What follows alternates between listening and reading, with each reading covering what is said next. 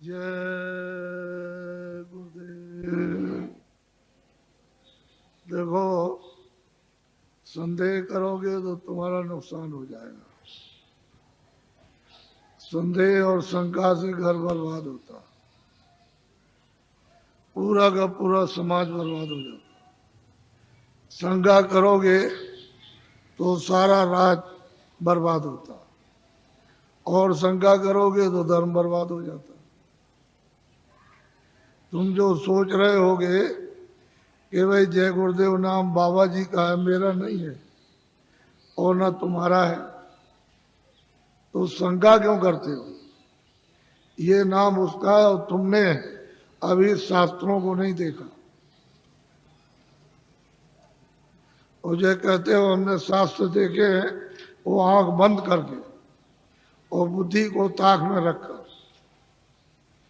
कोई भी नाम हो, विष्णु भगवान के 1000 नाम और परमात्मा के अनेकों नाम, तो शंका क्यों करते? कोई भी नाम सतयुग का, त्रेता का, द्वापर का, कोई नाम हो जब तक सिद्ध नहीं होगा तब तक कोई नाम आत्म कल्याणकारी नहीं, आत्माओं को गति नहीं दे सकता। इसलिए नाम सिद्ध करना होगा तो जीवात्माओं के काम आएगा, नहीं कोई काम नहीं आ सकता। कोई नाम हो, उसके तो अनेक। तुम इतना नहीं समझ पाते हो कि सूरज निकलता है तो अलग अलग देशों में, अलग अलग मुल्कों में अलग अलग नाम। सूरज तो एक ही है लेकिन नाम अलग अलग। तो तुम ये नहीं जानते हो कि तुम्हारे यहाँ नाम अलग है, दूसरे मुल्क में जाओ अलग, तीसरे मुल्क में अलग। तो परमात्मा का क्यों नहीं समझते हो कि उसके अनेकों नाम है? इसलिए शंका मत करो। मेरा नाम नहीं है। आप सोचते होगे कि भाई बाबा जी आए तो इनका नाम, मेरा नाम तो तुलसीदास है और आपका भी नाम नहीं, तो जय गुरुदेव नाम उस प्रभु का है। फिर आपको किस बात की शंका? बोलो जय गुरुदेव। जय गुरुदेव नाम किसका? अब बड़े ध्यान से सुनो, खड़े खड़े। ये तुम जो यहाँ रह रहे हो इस मृत लोक में, तो ये तुम्हारा देश नहीं है। ना यहाँ तुम्हारा घर है, ना यहाँ कोई सामान तुम्हारा। यहाँ तुम सब लोग परदेसी हो। आपका देश, आपका घर नहीं है। यह है बच्चों मृतलोक। अच्छी तरह से थोड़ी सी बातों में मैं सब समझा दूंगा आपको। ये मृतलोक है, ये आपका घर नहीं है।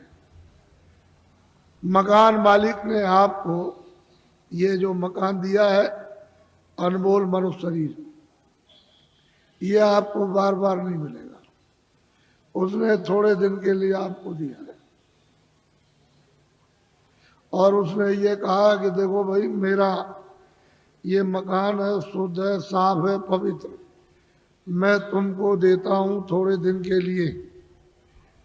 और 2 अधिकार मैंने इस शरीर को दिए हैं कि एक अच्छा काम, एक बुरा काम। तो बुरा से बुरा काम करो, अच्छा से अच्छा करो, उसकी तरफ से कोई रोक टोक नहीं है। वो जो भी तुम करोगे अच्छे बुरे काम, सब ये कूड़ा कचड़ा, जितना भी पाप पुण्य का, ये सब जीवात्मा पर लदेगा, उस जीवात्मा पर रखा जाएगा और उसको कुछ मना नहीं करना। उसने तो ये कहा ये अमोलक मनुष्य शरीर है, ये मनुष्य मंदिर है, इसमें जीवात्मा को बैठा दिया। तो मेरे शरीर के द्वारा जो अमोलक है, क्या करना कि अपनी अपनी जीवात्मा को जगा लो और अपने घर में अपने प्रभु के पास पहुंचा दो। क्योंकि ये मनुष्य शरीर अमूलक है। सारे संसार का धन, सोना चांदी हीरे जवाहरात, इसकी कीमत नहीं दे सकते हैं। ये ऐसा अनमोल मनुष्य शरीर थोड़े दिन के लिए आपको दिया गया तो आप इसमें लग गए, ये मेरा मकान है, ये मेरी दुकान है, ये मेरा राज है, ये मेरी खेती है, ये मेरा सोना, ये मेरा चांदी, ये मेरे बच्चे, ये मेरी जात है, और ये मेरा ये और मेरा ये, इसमें लग गए तो क्या हो गया? काम है, क्रोध है, लोभ है, मोह है, आशा है, तृष्णा है, झूठ है, छल है, कपट है, फरेब है, धोखेबाजी, दगेबाजी और चोरी और डकैती और हिंसा, इसमें आप लग गए। तो महात्माओं ने क्या कहा था कि देखो ये बुरा काम है और ये अच्छा है। इस बुरे काम से तुमको सबको, स्त्री पुरुषों को, बच्चों को दुख मिलेगा, तकलीफ मिलेगी, रोग मिलेगा, कोढ़ मिलेगा, अंधे हो जाओगे, बहरे हो जाओगे, गरीब हो जाओगे, सताए जाओगे और मारे जाओगे। ये सब ये है अच्छा काम, इससे सुख मिलेगा। यही दो बातें महात्मा गांव-गांव में घूम करके आपको समझाते थे और आप लोग उस बात का ध्यान रखते थे कि भाई बुरे काम से तकलीफ होगी, अच्छा काम करेंगे तो सुख मिलेगा। तो महात्माओं के उपदेश को सब लोगों ने छोड़ दिया और सब के सब अच्छे काम को छोड़ चुके, बुरे काम में लग गए। जब बुरे काम में लग गए तो आपको तो मालूम नहीं है कि उसने ये अमोलक मनुष्य शरीर थोड़े दिन के लिए दिया है। तो आप जब नहीं मालूम है तो जीवात्मा पर आप कूड़ा कचरा लाद रहे हो। इस पर तो जब घड़ा भर जाएगा तो ये तो बाहर से बहेगा, फूटेगा और टूटेगा और आग निकलेगी, जहर निकलेगा, तो तुमको तो कुछ मालूम नहीं। जब उसका तुम तो समझते हो कि ये मेरा है, तब तक समय इसका पूरा हो गया। अनमोल मनुष्य मंदिर का इसका समय पूरा हो गया। उसने अपने सिपाही बुलाए, किसने? मकान मालिक को। ये देखो ये है, ये लल्लू सिंह है, ये रामनाथ है, ये श्यामवती है और ये लीलावती और ये मतलब जहांगीर है। इनका वक्त और समय हो गया, जाओ फौरन मकान खाली करा लो। तो कागज कहते हैं वारंट, वो फौरन लेकर के दौड़ पड़ेंगे और वहीं से आवाज देंगे, तुम इस वक्त में वहां हो अमेरिका में, तो जोर से यही से देंगे कि लल्लू सिंह तुम्हारा वक्त पूरा हो गया और आप तैयार हो जाओ मकान का। तो यहां से फौरन, यानी क्षण भी नहीं लगेंगे, वहां आवाज पहुंचेगी और जोर से धक्का मारेगी तो लल्लू सिंह उलट जाएंगे, वही गिर जाएंगे, आंखें अंधी हो जाएंगी, कान बहरे हो जाएंगे, बुद्धि पागल हो जाएगी, जबान बंद हो जाएगी, बस उसी जगह फौरन। और वो सिपाही यहां से एक क्षण भी नहीं लगेगा, अमेरिका पहुंच जाएंगे और कहेंगे देखो ये मालिक का हुक्म हो गया, मकान खाली। तो मन को, बुद्धि को, चित्त को, प्राणों को और जीवात्मा को, रूह को इस अमोलक मनुष्य मंदिर से, जिस्मानी मस्जिद से निकाल बाहर। अब ये आपका शरीर ये पड़ा, ये मिट्टी है, ये मकान और ये जमीन और ये राज, ये पाट, घर का सामान, दुकान का सामान, दफ्तर का सामान, ये हिंदी, ये अंग्रेजी, उर्दू, ये आपकी ये पड़ी, ये पड़ा, सब सामान ये पड़ा। अब ये बताओ, ये इनमें से कोई सामान तुम्हारे साथ जाएगा? बोलो जाएगा? तो तू कैसे कहता कि मेरा है? ये कैसे कहते हो कि मेरा? ये राज मेरा है, ये दुकान मेरी है, दफ्तर मेरा है, ये खेती मेरी है, ये मेरा है, ये कैसे? ये तो तेरा ये भी नहीं तो किराए का मकान है, ये नहीं समझा कि खाली हो गया, ये पड़ा। अगर किराए पर न दिया होता तो वो चेतन जीवात्मा जो परमात्मा की अंश है वो कैसे निकाल दी जाती? किराए पर तो मिला और उसका वक्त निर्धारित समय कि इतने समय के अंदर रहो और इसके बाद अपना काम करो, मत करो तो निकलो। तो तुमने क्या, तुमको लाभ क्या हुआ? तुम अचानक में निकाल दिए गए अनमोल मनुष्य मंदिर। ये बार बार मिलेगा? अरे तुम खड़े हो, ये बार बार मिलेगा?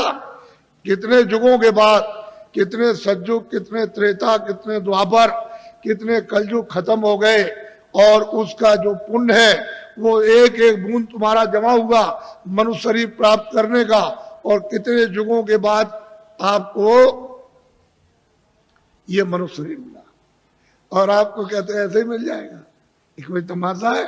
तुम्हारे घर का ये कोई खेल है? कैसे मिल जाएगा? ये अमूल्य चीज है, कोई हीरे जवाहरात की कीमत नहीं, लेकिन थोड़े दिन के लिए मिला। इसमें जीवात्मा को ये अवसर दिया कि देखो शुद्ध पवित्र मकान है, तुम इसमें अपनी जीवात्मा को जगा लेना और घर में अपने पहुंचा दो पिता के पास, प्रभु के पास, उस मालिक के पास, उस स्वामी के पास जो वो सर्वेश्वर है। इन जीवात्माओं का जो मालिक है, जो प्रभु है, उसके पास पहुंचा दो और मकान मेरा मुझे दे दो, शुद्ध है, सच और साफ देना। तो आपने कुछ शुद्ध साफ रखा, आंख गंदी, कान गंदे, जबान गंदी, मन गंदा, बुद्धि गंदी, चित्त गंदा, जीवात्मा गंदी, हाथ गंदे, पैर गंदे, इतने तुमने कैसे कैसे कर्म किए तो गंदगी को तुमने लाद लिया। ये पहाड़ों की तरह से गंदगी जमा हो गई, तो बताओ इस जीवात्मा का उबार कौन करेगा? मैं वहां वो बात सुनाने नहीं आया जिसको तुम समझ रहे होगे। ये खेती करो, दुकान करो ठीक से, और दफ्तर का काम ठीक से करो। मैं कब मना करता हूं?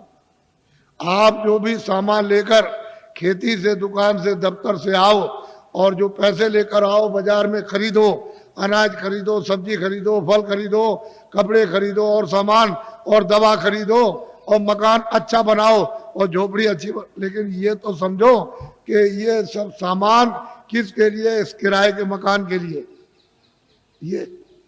ये पंच भौतिक शरीर है, इसके लिए आपको दिया कि कपड़े दो, खाना दो, दवा दो, इसको निरोगी रखो, यानी रोग ना होने दो।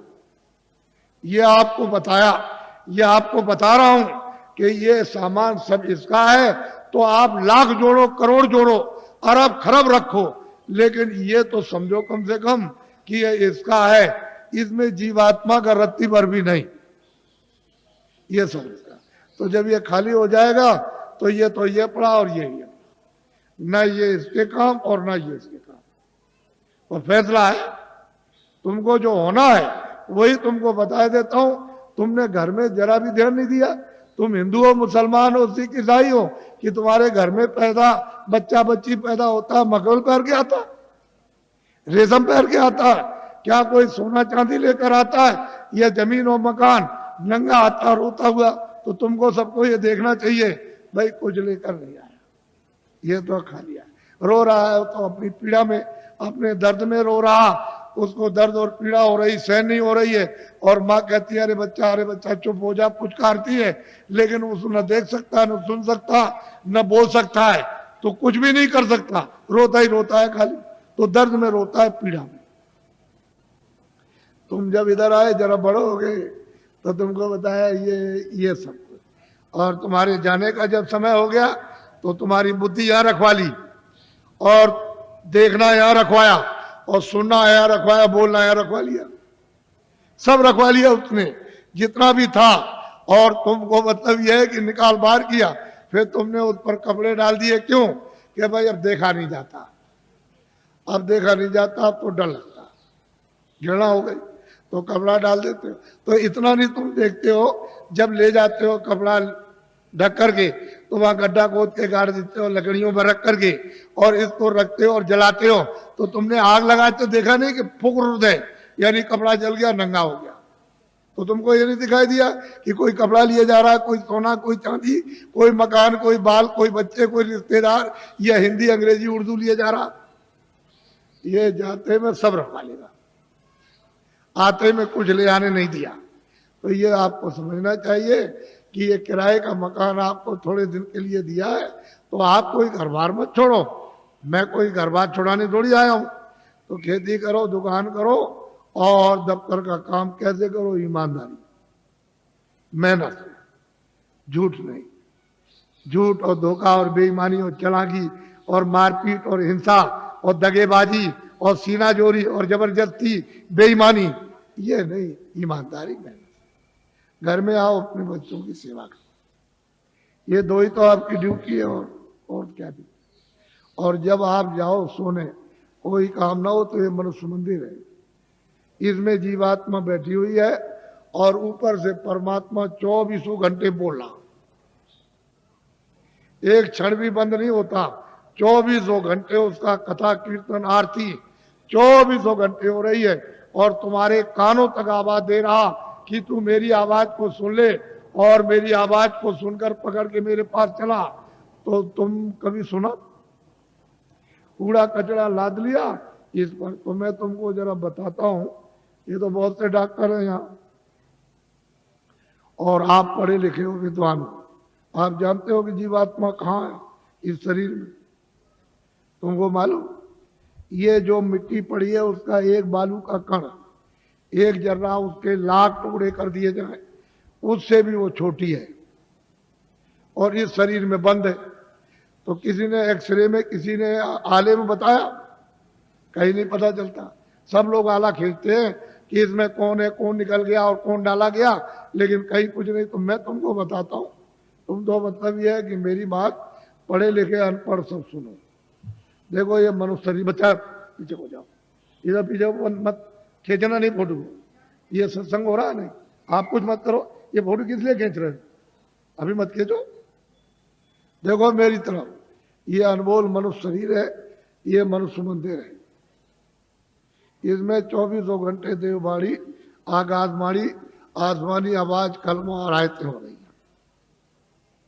मैं तुमको इधर बताता हूं, देखो इधर, ये जीवात्मा न इधर है न इस तरफ है, न ये इधर बैठी हुई न इधर, और न इस तरफ है, यानी इधर नीचे कहीं नहीं।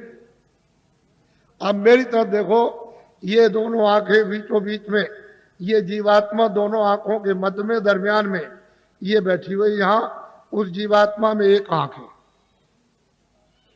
वो तीसरी आंख, तीसरा नेत्र, और शरीर में दो आंखें। कितनी आंख हुई? बोलो, जोर से बोला करो ताकि समझ में आ जाए। 3 आंखें हो गई। देखो इधर, ये जीवात्मा दोनों आंखों के बीचों बीच बैठी हुई है। उस जीवात्मा में एक कान है और शरीर में 2 कान। कितने कान हुए? 3 कान पे। अब तुम समझ लोगे तो जल्दी आ जाएगा। ये जीवात्मा बैठी हुई है दोनों आंखों के बीचों बीच। उस जीवात्मा में एक नाक है और शरीर में 2 नाक। कितनी नाक हुई? 3 हो गई। तुमको कभी किसी ने बताया कि 3 आंख है, 3 कान है, 3 नाक है? कोई बताने वाला तुमको मिला? पहले सोचो इस बात के लिए। तो इधर देखो, ये 2 आंख, 2 कान, 2 नाक, ये तो शरीर में। ये बाहर का काम करते हैं, सुनने का और देखने का और सूंघने का। अब जो अंदर में जीवात्मा जो बैठी है, उसमें एक कान है, एक आंख है और एक नाक है। तो इस आकाश के ऊपर सुनने का काम करेगी, देखने का और सूंघने का। तो तुमने कभी शास्त्रों में कि स्वर्ग की और बैकुंठ की बहिष्ठी कितनी सुगंधी है, तुमने कभी सुना? तो ये नाक सूंघेगी, वहां कितनी सुंदरता है, यानी कितनी वहां खूबसूरती है, तो ये आंख देखेगी ये बाहर की। तुमने कभी किसी से पूछा, और तुमने कभी रामायण है, गीता है, कभी शास्त्रों को तुमने ध्यान से पढ़ा? उन महात्माओं ने तो देखा था, उन्होंने तो तीसरी आंख, तीसरा कान उन्होंने खोला था। इन आत्माओं की जमीन जो ये दोनों आंखों के बीचों बीच बैठी हुई है, तो इधर देखो ये डंडा है, ये पूरा डंडा, पूरा का पूरा। इधर देखो, जब 2 आंखें ये खुलती हैं तो आप देखते हो कि आसमान ऊपर है, जमीन नीचे। तो शरीर की जमीन तो ये नीचे है और शरीर का आसमान ऊपर। लेकिन ये जो तीसरी ये आंख है जो जीवात्मा बैठी, वो यहाँ, वो तीसरी आंख, तीसरा कान, तीसरा नाक इस आकाश के ऊपर है। तो आत्माओं की जमीन ऊपर है, जीवात्माओं की जमीन ऊपर है। वो चेतन है, वो जड़ नहीं है। ये खेती नहीं है, दुकान नहीं है, दफ्तर नहीं है, ये कपड़े नहीं है, कोई सामान नहीं, कोई टट्टी नहीं, कोई पेशाब नहीं, कोई लड़का नहीं, कोई गाली नहीं, कोई गलोज नहीं, कोई धोखा नहीं, कोई बेईमानी नहीं, कोई मस्जिद नहीं, कोई मंदिर नहीं। ये जीवात्माओं की चेतन जमीन ऊपर।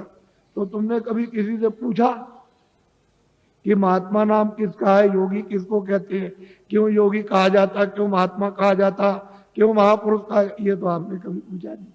भाई इसमें लगे हुए झूठ चल कपट फरे हुए, धोखे बेईमानी में, तो इसमें आपको क्या मिला, क्या मिल गया, ये यहाँ क्या मिला?